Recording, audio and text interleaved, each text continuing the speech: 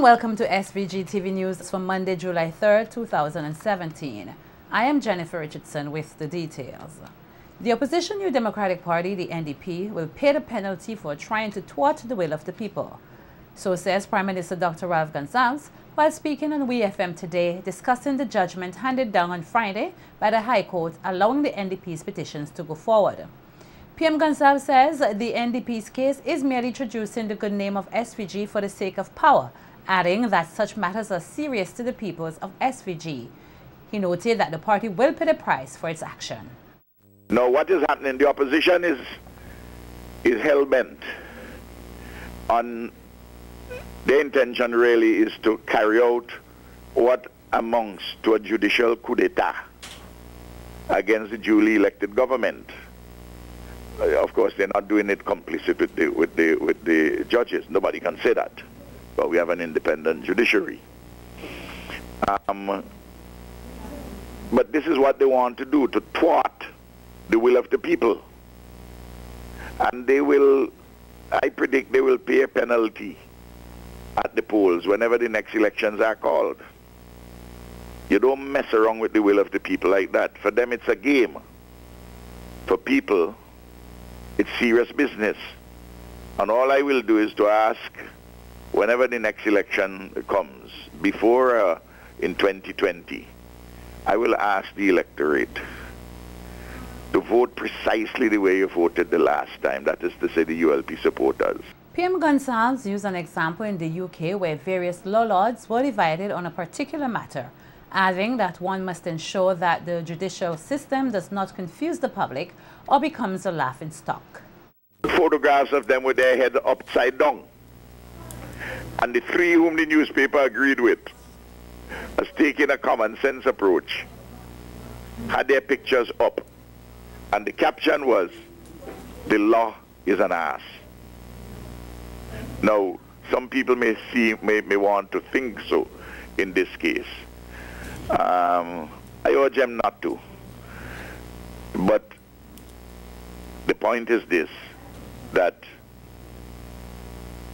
people are left confused about the law on a vital issue when two judges can come to such diametrically opposed positions. You know, and the issue seems to me to be a straightforward one legally, as a man has many years in the law. But there it is. The Prime Minister further added that the government's legal team is currently examining various options to determine the way forward. Well, in the sense, if it had been like the Cottle judgment, to strike out the petition, well, that's the end of the play. So because it's a final decision, you could appeal that. But if it is something which is part of the process, what is called in the legal business interlocutory, then different rules apply. So the question which the lawyers would be looking at is if it is possible to appeal this particular decision. But they will do what they have to do. But I will do what I have to do. You understand the point I'm making? I mean, lawyers and courts will do what they have to do, you know. Yeah. I've been a practicing lawyer, you do that. But what we're engaged in fundamentally is a political battle for the heart and soul of representative democracy. Former leader of the opposition New Democratic Party, the NDP, Annim Eustace, says the party looks forward to taking the reins of government, which he said would better benefit Vincentians. Eustace, who was speaking on the New Times radio program today, expressed his elation with the party's victory of having the election petitions go forward after months of deliberation in the court. Eustace said he has always had confidence in the party's legal team, who he stated is already back at the drawing board for the upcoming hearing. It was a real pleasure as I listened to the court, to the judge on Friday, when she gave her position, gave her judgment. And what interested me a lot is to see the reaction of the two legal teams while she was giving her judgment. On the right-hand side, where Stocky John and our team sat, you can see when the smile started. On the other side, there were stony faces. And at the end of it, we rejoiced. And those who were there were very happy. Let us now, and I know the team has started work already, but even on the weekend they were meeting in preparation for the next step. Looking forward for the upcoming court hearing, Yusuf said the party's commitment is about putting the nation's welfare first. And now we are at the stage where I believe we'll get some reward. We'll reap the benefits of the hard work on all parties that has been put in over these last 18 or so months. So thank you very much, and thank you again. I spoke to Dr. Friday out on Friday Legend. I know he is very elated with the results of our victory, and we all pledge to continue the march forward with the one objective, is to take the reins of government in St. Vincent again and benefit our people in a meaningful way through improvements in economic performance, improvements in employment generation, improvements which eliminates the kind of political brutal violence that we've had against many of our members. The former NDP leader also rubbished claims of him criticizing the judge who was involved in the petition case. He said while he had some personal concerns over the legal matters, ultimately the final decision rests with the court, and that he is happy the ruling was handed down in their favor.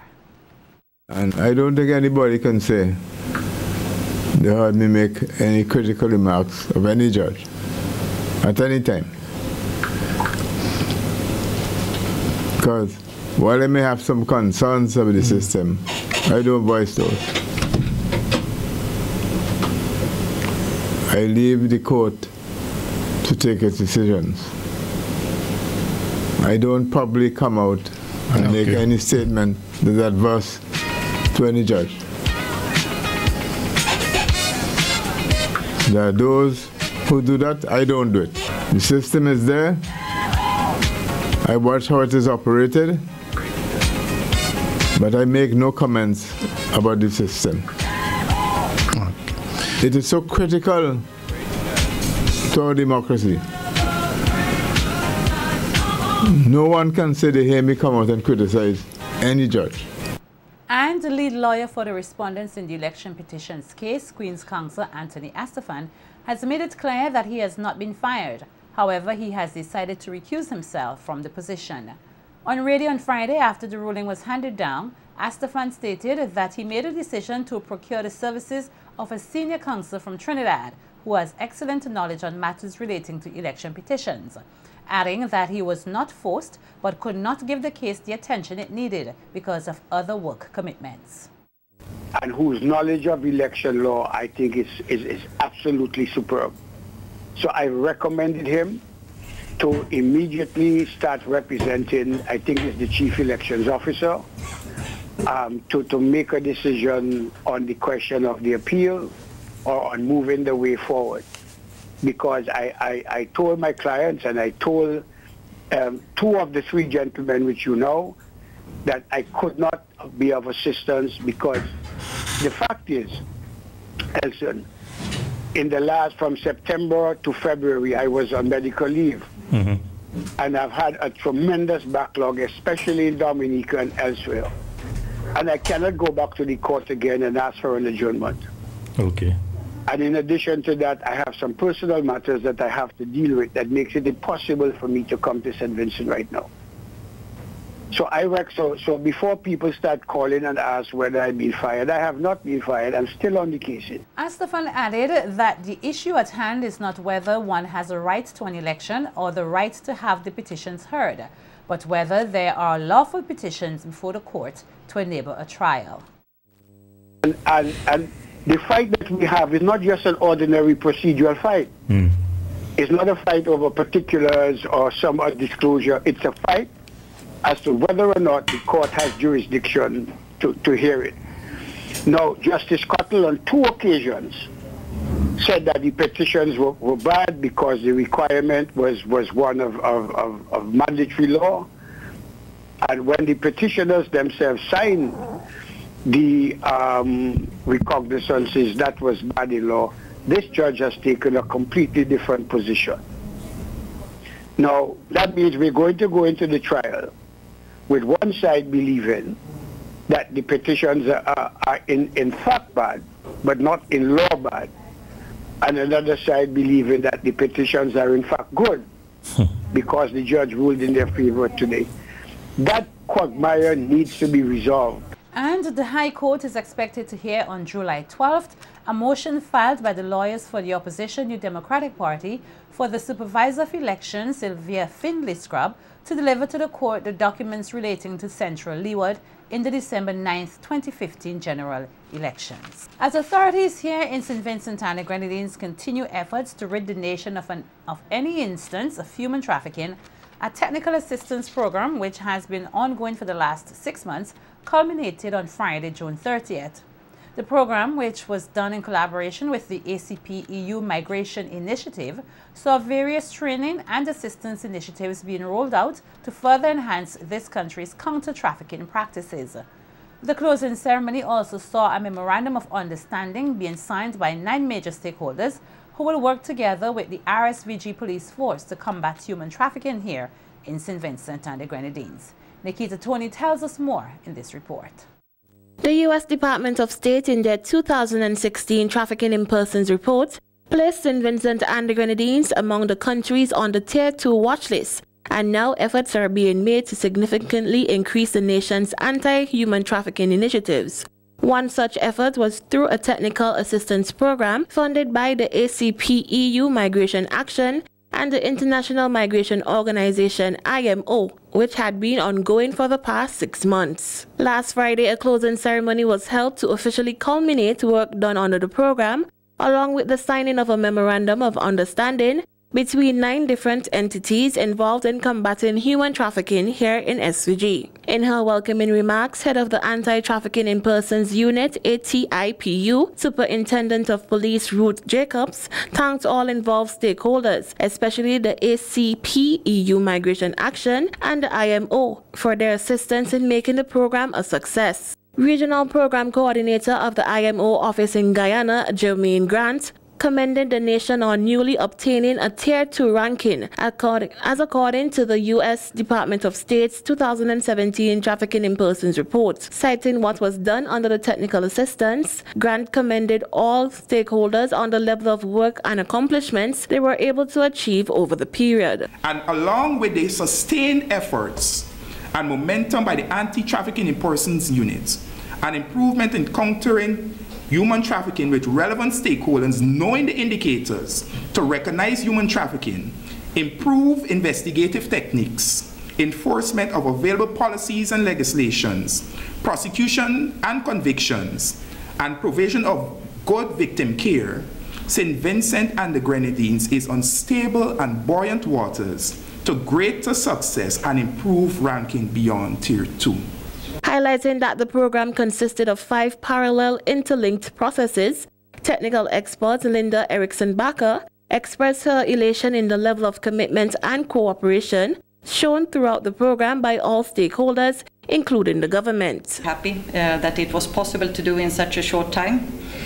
But again, of course, this is not the end, but just a little step in the right direction. So I provided in the report a couple of recommendations. I think that the most important one is, of course, to use this momentum, to use the good news that you were upgraded to Tier 2, to continue to work on this. There are clear guidelines in the product that has been developed. Delivering the featured address, Acting Commissioner of Police Renald Hathaway applauded the efforts of all involved stakeholders, expressing his hopes for SVG to get to the Tier 1 ranking by 2018. Commissioner Hathaway outlined that the signing of the MOU was a step in the right direction. It's but just one of the numerous initiatives that the state has undertaken to respond to and play its part in the global effort to end modern-day slavery. Improvement in ranking obviously is as a direct result of your hard work and sacrifice. It's also as a direct result of the hard work, sacrifice, and emphasis placed on this very important issue by the government of St. Vincent and the Grenadines. I therefore have no doubt that this collaborative effort will bring tangible benefit to our nation counter-trafficking strategy. Friday's closing ceremony also featured the handing over of products done under the technical assistance, along with the signing of an MOU which was derived using good practices adopted around the world in dealing with human trafficking. Nikita Tony reporting for SVG-TV News.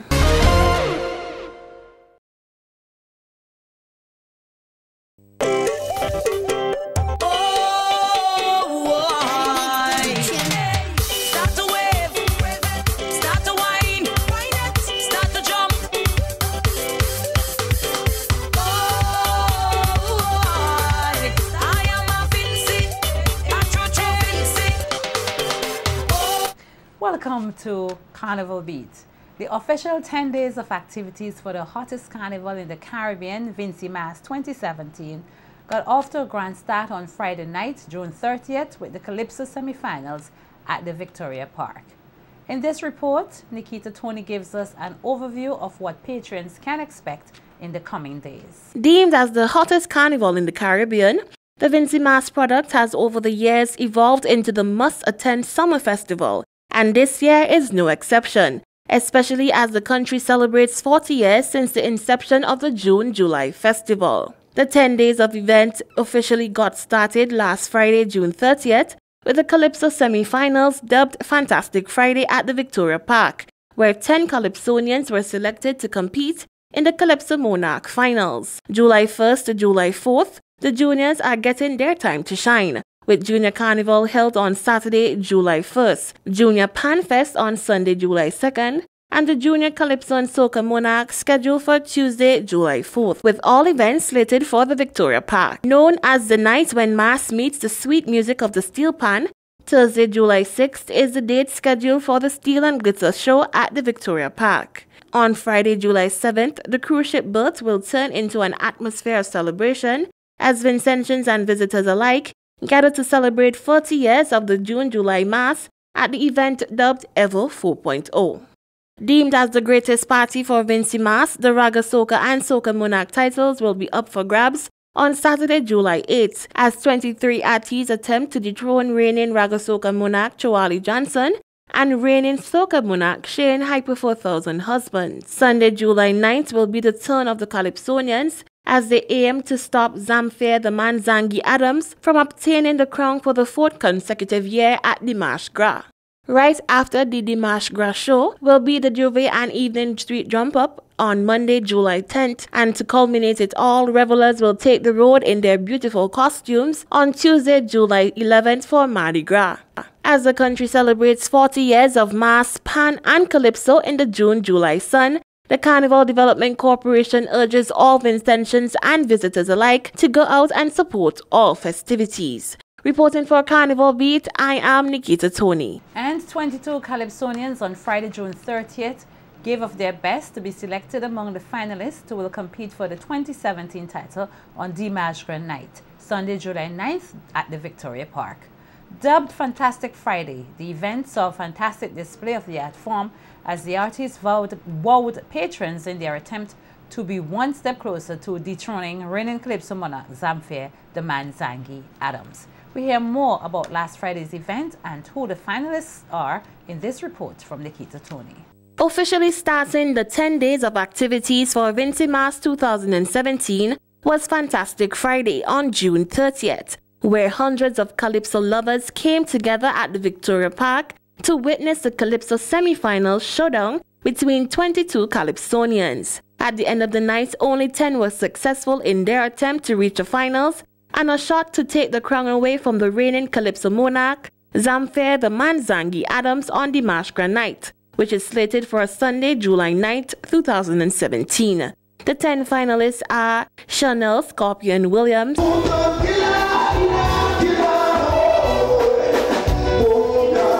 Robert Patches King,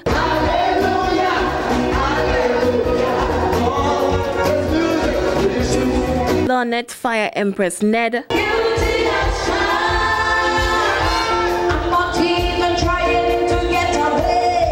Glenroy Solis Caesar, Joanna Christopher,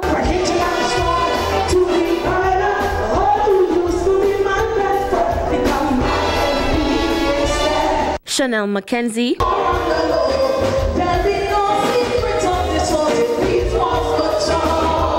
Sheena Collis,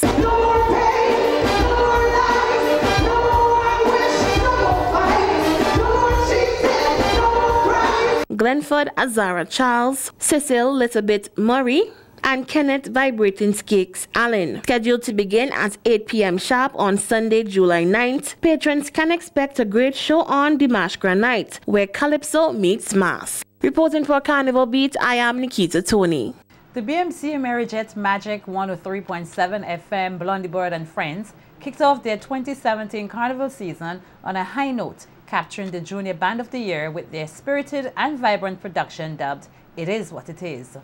SVG Players International Mass Band's futuristic star date 2525, The Future Is Now, came in second, with Digicell's Nelson Block production, Imagine This, in third position.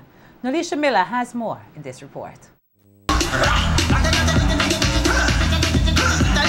The BMC Amerijet Magic 103.7 Blondie Bird and Friends has proven yet again that they are the ultimate mass band, as they have been adjudged for the fourth consecutive time Junior Band of the Year.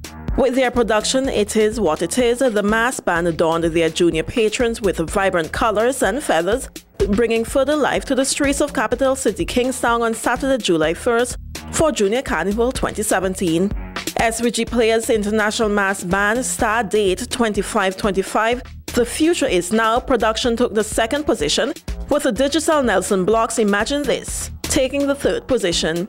The Junior King of Carnival went to SVG Players International with Alien Intelligence, while the BMC Amerijet Magic 103.7 Blondie Bird and Friends production Somewhere Out There taking the second position, and Metrocent High Voltage Mass Productions Political Presentation PPP came in third.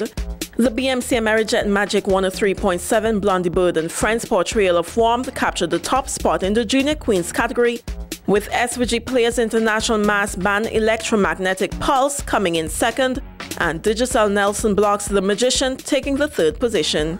The BMC Amerijet Magic 103.7 Blondie Bird and Friends also captured the first and second positions in the Best Junior section with Warmth and Paradise. SVG Players International Mass Band took the third and fourth positions with Star Wars, The Empire Strikes Back, and Stargate, The Return of R.A. Digicel Nelson Block's animated production of Cupid rounded up the fifth position. In the individuals category of the ages group 5 to 9, the BMC Amerijet Magic 103.7 FM Blondie Bird and Friends came in first.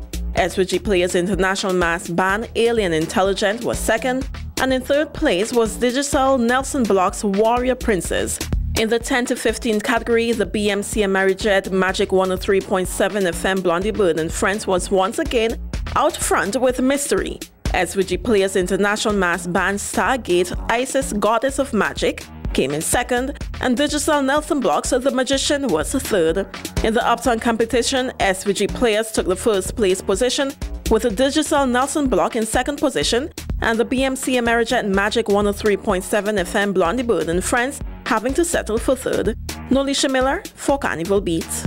The Girls High School and the Flo Sandhill Euphonium Steel Orchestras emerged champions at the Junior Panorama competition held on Sunday afternoon at the Victoria Park. SVG-TV's Barvin Oliver has more.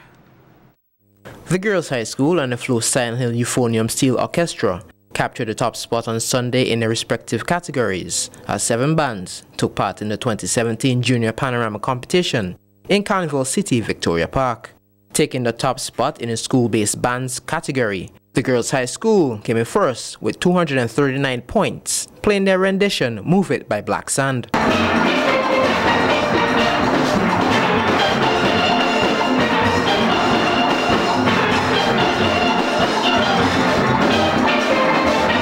Coming in second was the Bethel High School with 196 points, playing their rendition 40 Years by Beckett.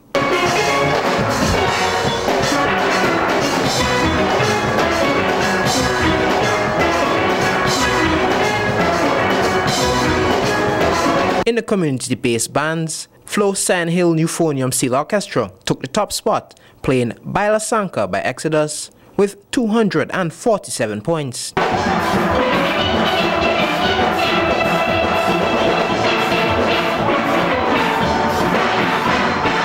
Second was Starlift Steel Orchestra, playing The Winnest by Hero, gaining 242 points.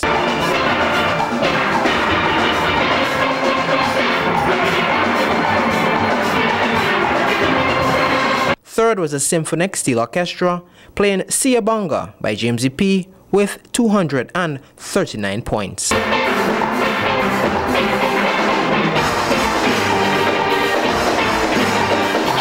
I am Bavin Oliver for Carnival Beat.